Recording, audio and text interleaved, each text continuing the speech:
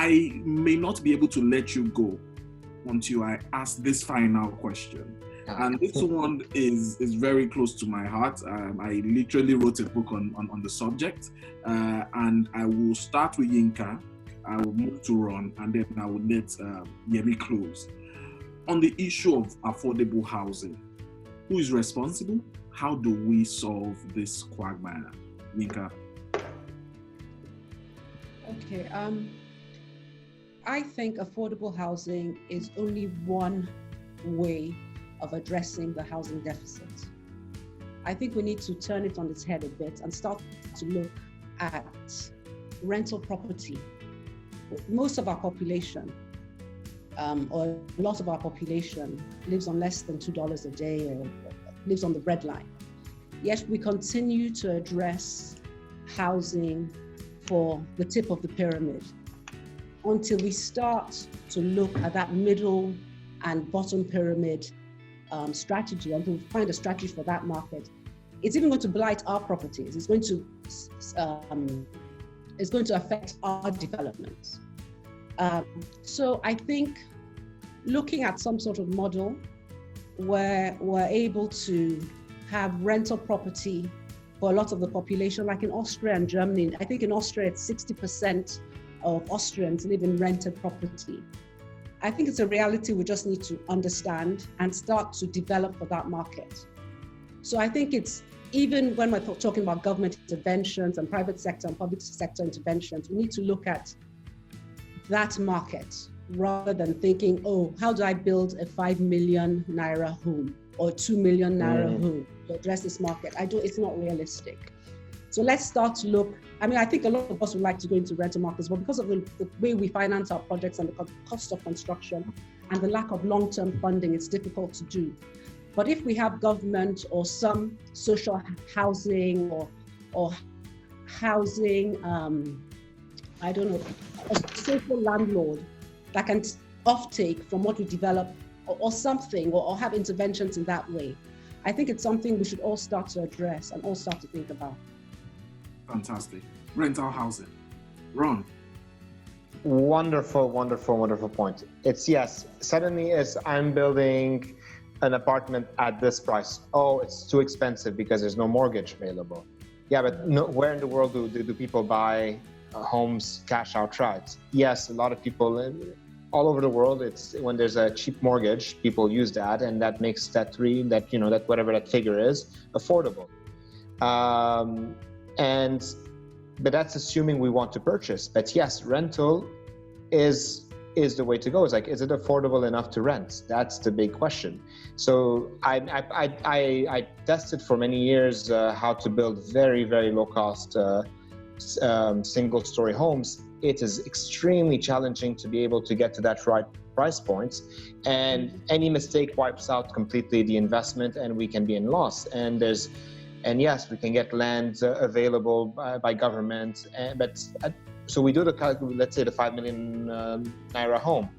You manage to get it to, let's say, the cost of 4 million, 4.5 million by really stretching, and suddenly you realize, oh, but we have to do all the infrastructure as well of the estate, and that's it, completely wiped out.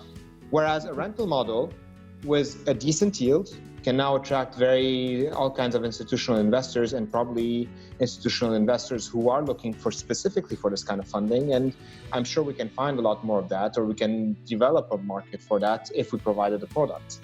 A big fan of your response, Yinka. Brilliant. Yemi? I think they've answered. There's a realization that is slowly, I mean, the message is getting across very slowly. I mean, they've tried all different points, LSDPC, Federal Housing Authority, and, all the Federal Mortgage Bank and all the things. So the idea of building, selling without a properly structured mortgage, industry, you'll only attract people, the rich people who could have built anyway or could have bought their own property. They come in and intervene, and even if you sell to the poor people, they just resell it and take the margin and walk away. So people have realized that aspect, the dysfunctional aspect of that part of the industry. The second part is that you actually have a situation where infrastructure-wise, we're dysfunctional, and that's what every developer has to deal with. So even if you did build a nice estate within an area, you find that perhaps the town planning has not provided enough electricity, or the cables coming there, you're gonna have to run higher capacity cables, or you're gonna have to do your own water treatment plant, or even your own sewage treatment plant, and refuse collection and everything. All this add up to the cost of the development. But here's the actual point. Instead of trying to tackle it from the tertiary side, we need to go to the primary side. And that is that we have to change our mindset from building affordable housing to manufacturing affordable housing. Today, if you want to produce enough blocks for 17 million dwelling units, all the sand in Lagos State Lagoon will be gone and will sink. All the trees in Ondo State will be gone if you want to chop wood to make the roofing. You want to make and all that stuff. You can't build naturally with the current system and build 17 million dwelling units. You've got to manufacture, you've got to put it into a systemic product and manufacture the unit.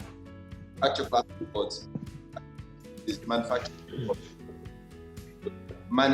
everything and then assemble it together. Because current method of arranging the blocks, we don't have the manpower, so you're going to need all the people from Cotonou and Togo to come and mortar it for you and plaster all the things.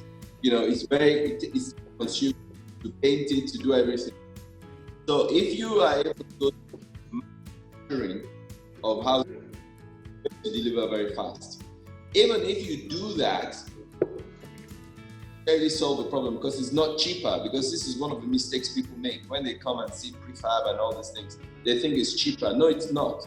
So you need to now move to that rental model where you must have some kind of offtake and then they rent out. So it's the same thing. I either provide lots of money to an inefficient system for people to build that they can sell and then rent out, or I provide the money for people who can, manufacture, and immediately it's ready, I take it, absorb it on my balance sheet, and I rent it out to people, maybe police, nurses, doctors, essential services, people who perhaps might not be able to intervene in the market. Now, why am I saying those people?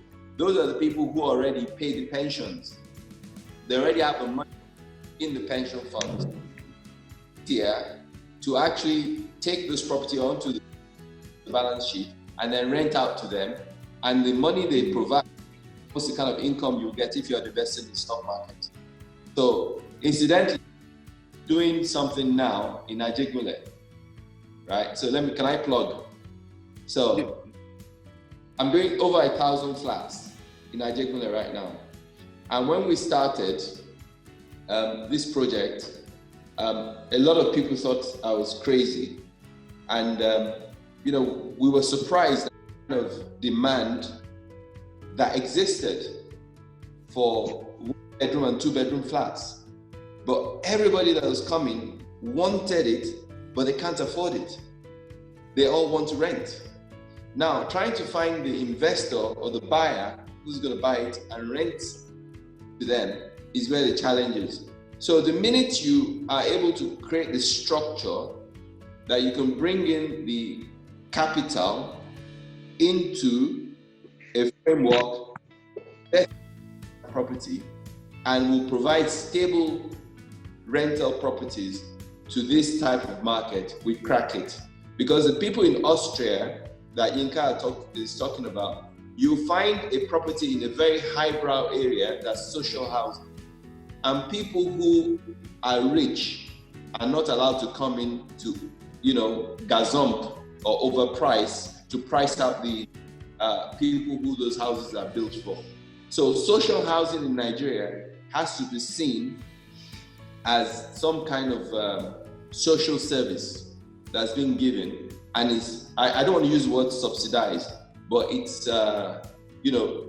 they intervene by providing infrastructure, by providing the funding, by providing the offtake for the developers who will develop and create housing stock.